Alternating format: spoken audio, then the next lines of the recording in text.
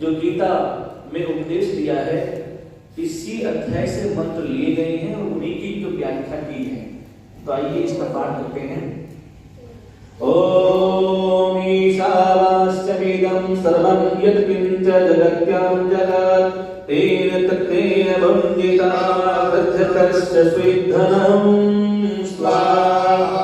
ओम कुर्वन्नवेह कर्माणि विशेषितं समाः